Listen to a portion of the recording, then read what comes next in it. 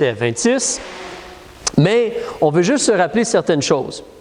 On a vu ensemble, d'après le verset 4, que tous les gens qui sont nés de nouveau, on est ici-bas, on demeure ici-bas pour être des témoins, pour aller et annoncer la bonne nouvelle, le message de l'Évangile. Comment les gens peuvent faire la paix avec Dieu par l'entremise du Messie, Jésus-Christ.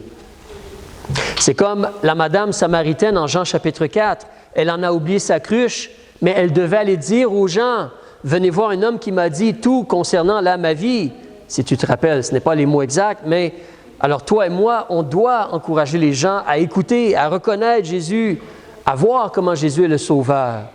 Je me suis réjoui cette semaine parce qu'en frappant aux portes, en réalité, il y a peut-être un mois et demi, imparfaitement, j'ai rencontré un homme dans la rue avec son petit garçon. On a parlé très peu ensemble, mais il écoutait. Puis il avait l'air un peu intéressé. Et je lui ai parlé un peu, mais là, il y avait son garçon, donc je lui ai dit, je ne vais pas prendre toute ta soirée, tu passes du temps avec ton garçon, je comprends ça. Des fois, j'amène mes enfants au parc. Donc, je l'ai laissé. Et j'ai prié qu'il vienne visiter l'église et tout. Mais cette semaine, en frappant aux portes, j'ai tombé sur sa porte. Alors, quand il est sorti, j'ai dit, « Hey, je te connais, toi! On s'est rencontrés, on s'est parlé, tu te rappelles? » Il dit, « Oui, je me rappelle. » On a pu parler un peu plus de l'Évangile et l'encourager à venir vendredi prochain. Mais on est là pour être des témoins. Donc, tous, au verset 4, c'est très clair, hein, ceux qui avaient été dispersés, ça n'inclut pas les apôtres. Dieu veut t'utiliser pour pointer les gens vers Jésus, pour dire aux gens que Jésus est celui qui peut pardonner les péchés et donner la vie éternelle. Tu peux faire cela par l'aide de Dieu. Ensuite, on peut voir au verset 5, il y a la réalité que des fois, quand tu travailles pour Dieu, quand tu évangélises, des fois tu es seul. Tantôt, je disais, moi j'étais cette semaine seul pour frapper aux portes. Philippe, il était seul. Dans l'histoire, il est allé dans une ville en Samarie et ensuite d'autres villes, il semblerait, mais il était seul, Philippe, il semble. Des fois, on y va 2 par 2. Jésus a envoyé des disciples 2 par 2. Les apôtres, si tu regardes au verset 25, on te parle que les 2, Pierre et Jean, ayant donc rendu témoignage de la parole du Seigneur et l'ayant annoncé, ils, au pluriel, sont retournés à Jérusalem, mais avant, ils ont prêché l'Évangile en plusieurs villages des Samaritains. Donc, des fois, on est 2 par 2. Des fois, on est tout seul. On remarque aussi, on garde en tête, le but n'est pas seulement de donner le message de l'Évangile. Le but, c'est que les gens comprennent comment être sauvés, que les gens comprennent ce que Dieu demande d'eux, que les gens veulent invoquer le nom du Seigneur, qu'ils veulent être sauvés. Après cela, ils sont baptisés, ils sont ajoutés à l'Assemblée, puis on leur enseigne comment être des saints, comment vivre comme des disciples de Jésus. On ne le voit pas au chapitre 8 très en détail, on voit que Philippe a débuté une église, mais on peut voir au chapitre 9, verset 31, que la réalité, c'est qu'avec la suite des moments, on voit qu'il y a des églises maintenant au verset 31.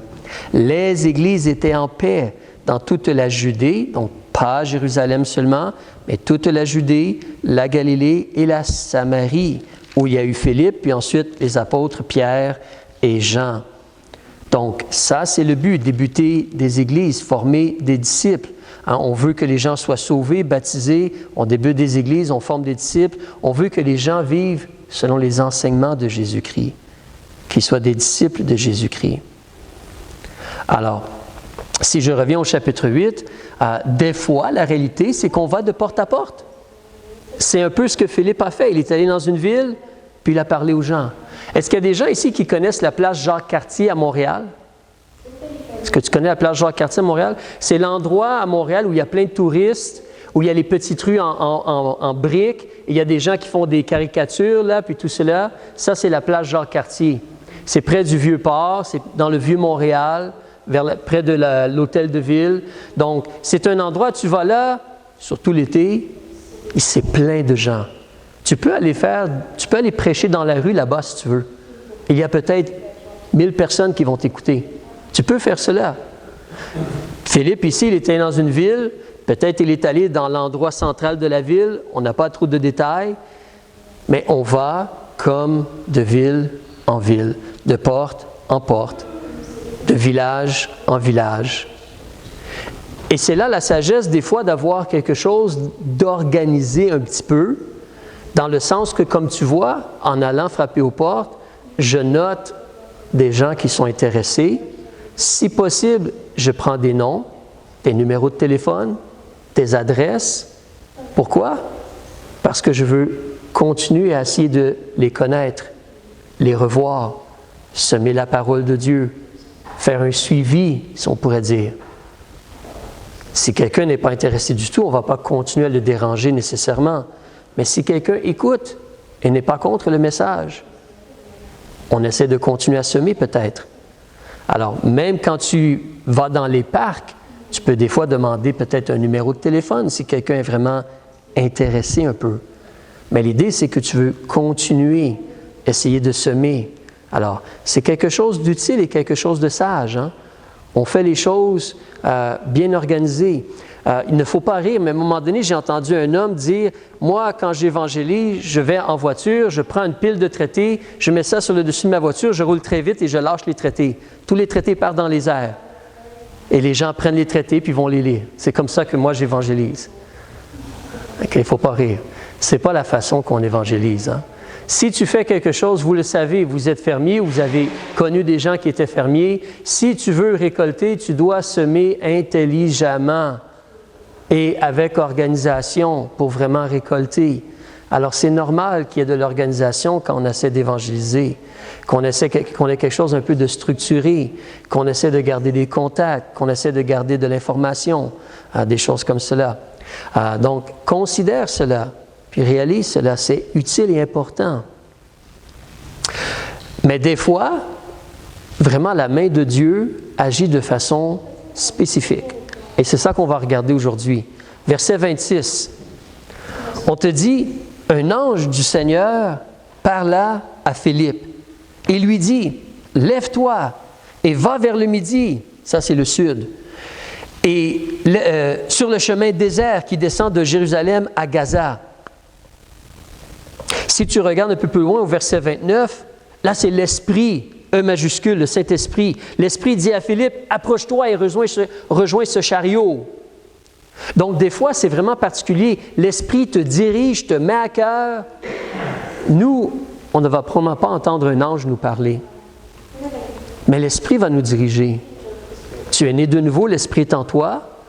Et il y a des situations des fois où Dieu considère que vraiment quelqu'un doit se faire parler. Où quelqu'un est prêt à être cueilli pour Christ, si je pourrais dire. Et donc, l'Esprit va nous diriger de façon spécifique et particulière. Alors, des fois, on peut être organisé puis dire, bon, on fait tel village aujourd'hui, on fait telle rue, et ainsi de suite. Mais l'Esprit nous dirige. L'Esprit aussi, des fois, nous met à cœur spécifiquement d'aller parler à quelqu'un. Il va faire cela. Puis oui, on devrait faire un suivi si possible, mais on essaie de parler à quelqu'un. Ça t'est probablement arrivé à toi, ça m'est arrivé à moi dans certaines situations, même généralement, régulièrement, je vais prier, demander à Dieu, où est-ce que tu veux que j'aille évangéliser? As-tu une direction spécifique? Quel village? Quand j'étais à Montréal, c'est est-ce que je vais à un parc? Est-ce que je vais à un endroit? Est-ce que je vais sur une rue? Et ainsi de suite. Mais où est-ce que toi tu veux? Et continuellement, je voyais Dieu diriger et je voyais que quand j'arrivais à un endroit, il y avait quelqu'un là qui avait besoin d'entendre parler de Dieu. Que Dieu avait déjà comme soit fait quelque chose dans sa vie ou que c'était le moment pour être là pour rencontrer la personne. Donc, évidemment, Dieu veut que les gens soient sauvés encore plus que toi et moi. Nous, on veut que les gens soient sauvés. Surtout ceux qu'on aime, qu'on connaît très bien, mais même les étrangers. Alors, dans l'histoire, donc, le Seigneur, un ange du Seigneur, ensuite l'Esprit dirige Philippe. Verset 27. Philippe se lève, il part. Évidemment, si Dieu te met à cœur d'aller parler à quelqu'un, ce n'est pas le temps de dire non, je vais partir en vacances à la place. Ou non, je vais aller ailleurs à la place. Ou non, je ne veux pas y aller. Évidemment, on veut se lever puis aller et demander l'aide de Dieu et demander de prier peut-être pour cela. Mais on veut essayer d'aller. Donc, il se lève, il part. Et là, il y a un Éthiopien, eunuque, grand ministre de Candace. Est-ce que tu réalises, un eunuque, c'est quelqu'un qui ne peut pas avoir d'enfant. Il a été castré. Il est comme dévoué à son maître, ou ici, c'est la reine d'Éthiopie, donc sa maîtresse dans ce sens-là, ou sa reine.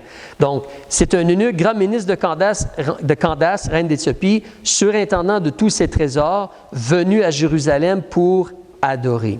Alors, généralement, les eunuques étaient castrés, mais c'est quelqu'un qui est dévoué au travail de sa reine, ça c'est sûr. Mais là, considère cela, c'est vraiment particulier. Hein? Imagine le potentiel. Ce monsieur-là, là, tout le monde a besoin d'être sauvé. Mais ce monsieur-là, ce n'est pas un pauvre dans la rue comme Lazare, qui voulait se nourrir des miettes du riche. Ce monsieur-là, c'est un monsieur extrêmement haut placé dans le gouvernement, qui est au service de la reine. Il est le surintendant de tous ses trésors. C'est un homme extrêmement haut placé. Si lui se convertit, est-ce que ça va changer ou produire certaines choses? Est-ce que ça va bouger des choses si lui se convertit? Le potentiel ici est quand même énorme. C'est pour ça, si tu regardes même M. Paul, hein, l'apôtre, qu'est-ce qu'il était avant? Très haut placé, puis il était connu par les sacrificateurs, puis il persécutait, puis là, il est devenu comme celui qui a fait énormément avancer l'œuvre de Dieu, par la grâce de Dieu, évidemment. Il le dit, c'est par la grâce de Dieu qu'il est ce qu'il est. Mais c'est quelqu'un quand même d'une certaine valeur, d'une certaine capacité. Paul, placé à un endroit, éduqué, formé. Alors, le potentiel, je considère que des fois, il est sage de prier que Dieu agisse pour que des gens, justement, haut placés se convertissent. Des ministres ou des gens haut placés se convertissent pour l'influence que ça peut avoir. Mais considérons cela. Mais le potentiel, le monsieur, il est venu à Jérusalem pour adorer. Donc, tu vois que le monsieur, en réalité, il est déjà en train de chercher Dieu. Hein? Il est déjà en train de regarder vers Dieu. Il n'est pas encore né de nouveau, mais il ne veut pas les idoles de l'Égypte. Vous connaissez les idoles de l'Égypte. Hein? Il ne veut rien savoir des idoles de l'Égypte ou de l'Éthiopie. Il ne veut rien savoir de cela. Il veut vraiment le vrai Dieu. Il est venu à Jérusalem pour adorer le vrai Dieu. Là, il s'en retournait et assis sur son chariot, il lisait le prophète Ésaïe. Donc, c'est quelqu'un qui est déjà à l'écoute des vérités de Dieu. Évidemment, toi et moi, on ne sait pas cela. Mais est-ce que tu sais si peut-être quelqu'un est en train de lire la Bible présentement et se pose des questions, est-ce qu'il y a vraiment un Dieu qui existe? Tu ne le sais pas, mais peut-être que Dieu va le mettre sur ton chemin demain. Et si toi, tu donnes un traité, ça va être une lumière pour l'aider. Peut-être il va s'arrêter puis te demander, peux-tu m'en donner plus d'informations? On ne le sait pas. On ne le sait pas. Mais lui, certainement, il est à l'écoute. Et il cherche d'une façon. Hein? Et toi, tu pourrais être celui qui l'aide à connaître Christ. Celui qui l'aide en cela. Verset 30, on te dit, parce qu'on a lu verset 29, l'Esprit dit à Philippe, approche-toi et rejoins ce chariot. Philippe étant accouru, il entend qu'il lisait le prophète Ésaïe et lui dit, comprends-tu bien ce que tu lis? Il lui répondit, comment le pourrais-je si quelqu'un ne me guide? Et il pria Philippe de monter et de s'asseoir auprès de lui. Or, le passage de l'Écriture qu'il lisait était celui-ci. Évidemment, le Nouveau Testament n'est pas écrit encore. Mais là, il lit dans Ésaïe, et un des passages les plus clairs sur le Sauveur, Ésaïe 53. Il a été mené à la tuerie comme une brebis et comme un agneau, muet devant celui qui le tond. Il n'a pas ouvert la bouche. Sa condamnation a été levée dans son abaissement. Mais qui pourra compter sa durée? Car sa vie a été retranchée de la terre. Il lit cela à Philippe, il partage cela avec Philippe. L'eunuque, prenant la parole, dit à Philippe, « Je te prie, de qui le prophète dit-il cela? Est-ce de lui-même ou de quelque autre? » Parce que quand tu arrives autour des chapitres 50, 51, 52, 53, des fois c'est comme Ésaïe parle de lui-même, si tu te rappelles les prophètes. Mais là, est-ce qu'il parle de lui ou il parle d'un autre personnage? Philippe, prenant la parole et commençant par cet endroit de l'Écriture, qu'est-ce qu'il a fait? Il lui a annoncé l'Évangile de Jésus-Christ. Il lui a expliqué qui Jésus était, qu'est-ce que Jésus a fait, et toutes ces choses-là. Et ensuite, la responsabilité du monsieur de faire un choix concernant Jésus. Et il lui a donné le message de l'Évangile. Ça nous rappelle comment la chose la plus importante quand on parle avec les gens, c'est d'essayer de montrer des versets de la Bible qui sont clairs sur le salut. Oui, Jean 3,16 est très connu, mais les versets autour de Jean 3,16 aussi. Jean chapitre 5, verset 24, Jean 14, verset 6, vous connaissez les choses, dans Romains aussi et tout, mais de montrer des versets, des passages qui sont clairs sur le salut, sur ce que Jésus a fait pour nous, et d'expliquer ce que Jésus a fait pour nous. Des fois, les gens, ils ont des questions, et on veut être prêt à répondre aux questions des gens. Mais des fois, humblement et par l'aide de Dieu, on peut essayer de ramener la conversation sur la chose importante. Pourquoi Jésus est mort? Qui est le Messie? Qu'est-ce que le Messie a fait pour nous? Une fois, une dame est venue, je pense qu'elle m'a contacté avant, ou elle est venue en personne, et elle voulait poser des questions à notre Église. Elle était à l'université, puis elle faisait un travail donc sur les églises ou les religions au Québec, quelque chose comme cela. Et elle voulait poser des questions donc à notre Église pour la recherche qu'elle faisait. Donc, je l'ai rencontrée, on a discuté, et pour moi, c'était comme, je vais utiliser l'occasion pour lui expliquer l'Évangile. Donc, j'ai pris le temps de répondre aux questions qu'elle me demandait, tout en essayant de ramener cela vers l'Évangile ou les vérités de la parole de Dieu. Mais surtout, vers la fin, je lui ai demandé, c'est quoi le message de la Bible? Et elle m'a dit ce que beaucoup de gens disent, comme par erreur. Bien, le message de la Bible, le message de Dieu, de Jésus, c'est qu'on s'aime tout le monde, que tout le monde s'aime. J'ai dit non, ça, c'est pas le message de Dieu. Le message de Dieu, c'est que Jésus est venu payer pour nos péchés. Dieu nous a aimés et agi pour qu'on puisse être sauvés. Et quand on est sauvé, on apprend à aimer les frères et les sœurs et même aimer notre ennemi. Mais le message de Dieu, c'est que tu as besoin de comprendre l'amour de Dieu et d'être né de nouveau. Ça, c'est le message de Dieu. Tu as besoin d'être sauvé. Le problème, c'est la désobéissance, c'est le péché. C'est ça le problème. Alors, on veut essayer de, comme ici Philippe, on reste sur le message de l'Évangile, on essaie de revenir sur cela. Comme je dis, des fois, tu essaies de répondre aux questions, mais tu veux que la personne comprenne surtout comment être né de nouveau. Et l'Esprit nous aide en cela, et l'Esprit peut nous aider pour diriger. Et même des fois, on peut demander à Dieu, quel verset tu penses que je devrais lui partager ou lui montrer? La personne te parle, te pose des questions. Si tu es capable de faire deux choses en même temps, tu essaies de répondre puis de prier en même temps. D'accord? Mais la plupart des gens peuvent faire deux choses en même temps. Tu peux mâcher de la gomme puis parler, puis mâcher de la gomme puis conduire une voiture en même temps. Alors, mais certainement, on veut prier puis demander à Dieu son aide pour savoir quel verset ou comment aider la personne dans sa situation à elle avec l'Évangile. On peut présenter l'Évangile de différentes façons, mais on veut faire cela. Et là, ensuite, tu arrives au verset 36 et on te dit que comme ils continuaient leur chemin, ils ont rencontré de l'eau. Et l'eunuque a dit, « Voici de l'eau. Qu'est-ce qui m'empêche d'être baptisé? » Je ne sais pas pour toi, moi j'ai une question. Pourquoi est-ce que l'eunuque demande d'être baptisé? Dans le sens que si ils sont dans Ésaïe, Ésaïe ne parle pas du baptême du tout, si ensuite Philippe parle de l'Évangile, quand tu parles de l'Évangile, tu ne touches pas nécessairement le baptême. Si tu restes vraiment sur la mort, l'ensevelissement, la résurrection de Jésus, est-ce qu'ils ont discuté plus que cela? Est-ce que le monsieur, c'est parce qu'il a entendu parler qu'il y avait justement des gens qui se faisaient baptiser autour de Jérusalem? Je ne sais pas. Mais certainement, le monsieur a cela devant lui, a cela dans sa tête, et puis, est-ce que Philippe a expliqué, on croit, on reçoit Jésus, et après ça, on se fait baptiser, puis toutes ces choses-là, on devient disciple de Jésus-Christ, et ainsi de suite? Je ne sais pas. Mais là, il demande pour être baptisé. Comme je dis, le monsieur, ici, il a vraiment des questions, il est vraiment sincère, il cherche vraiment, il veut comprendre, il veut savoir. C'est un fait que peut-être Très peu de gens sont comme cet homme-là. Peut-être très peu de gens sont comme lui, mais c'est là que tu vois que Dieu nous dirige.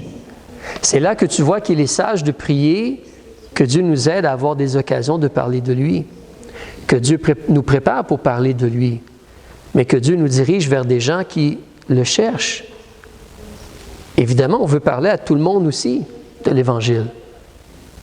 Mais dans ce cas-ci, c'est vraiment l'intervention, la direction spécifique de Dieu pour aller parler à quelqu'un. Et cette personne-là, vous connaissez un peu la situation. Le monsieur se fait baptiser, puis après cela, le monsieur, pouf, il retourne vers le royaume ou l'Éthiopie, la reine. Et qu'est-ce qu'il va faire quand il s'en va, vous pensez? Il va partager ce qu'il connaît avec les gens autour de lui. Et fort probablement qu'il va baptiser ceux qui vont croire comme lui. Et une église va être débutée en Éthiopie. Et ça va se propager là aussi.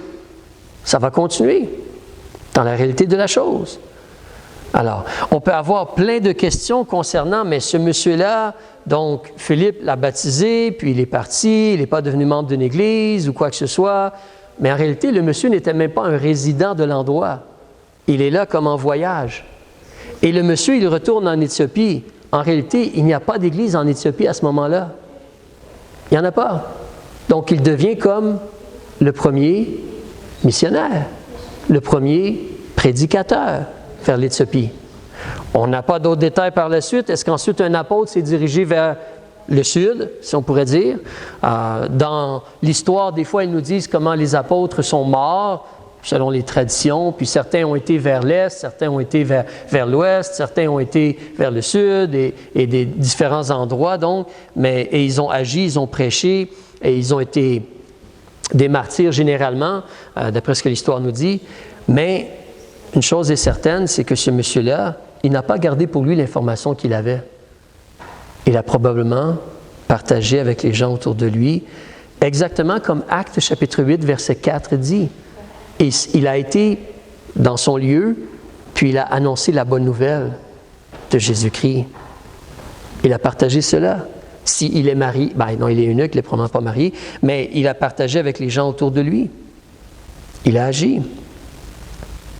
Donc, on veut garder en tête la réalité. Dieu, il est vraiment à l'œuvre, plus que toi et moi, on l'imagine. Mais n'oublions pas, l'œuvre de Dieu, c'est cela. L'œuvre de Dieu, c'est d'expliquer aux gens comment avoir la vie éternelle, pourquoi Jésus est mort, d'expliquer l'Évangile. Ensuite, oui, les gens sont baptisés, puis ensuite, oui, on débute des églises, puis on établit les gens dans les vérités de Dieu.